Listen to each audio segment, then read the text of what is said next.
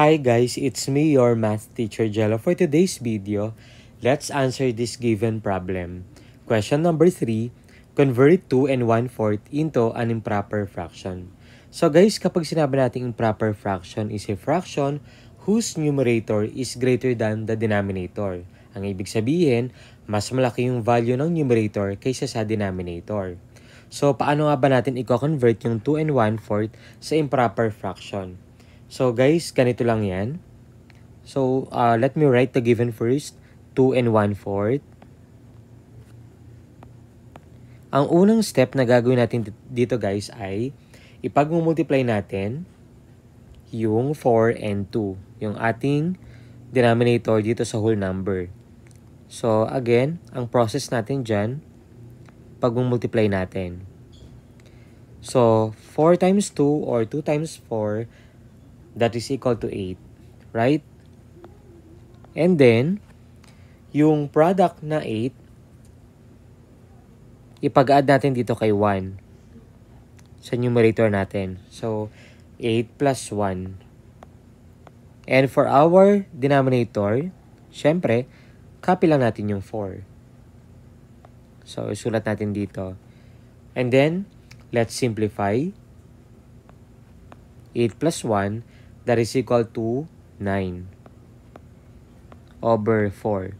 Again, sabi natin sa definition kanina, improper fraction whose numerator is greater than the denominator. So kung mapapansin natin, mas malaki na yung nasa numerator kaysa kay denominator. Okay, so which is option letter B. Gets? So paano naman natin malalaman kung tama yung sagot natin? Kapag dinivide natin to guys, yung 9 divided by 4, dapat lalabas ay 2 and 1/4. So, paano mangyari yon? I-divide natin. So, 9 as our dividend. And then 4 will be our divisor. How many 4 are there in 9? Of course, we only have 2, right? So, 2 times 4 equals 8. And then, we need to subtract. So, 9 minus 8, that is equal to 1.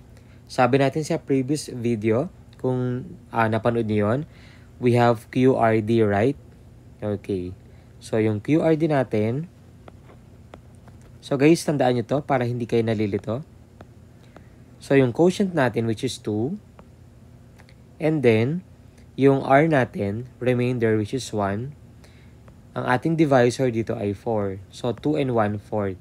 So, kumbaga, this will be our checking. Kung gusto mong makasigurado sa sagot natin.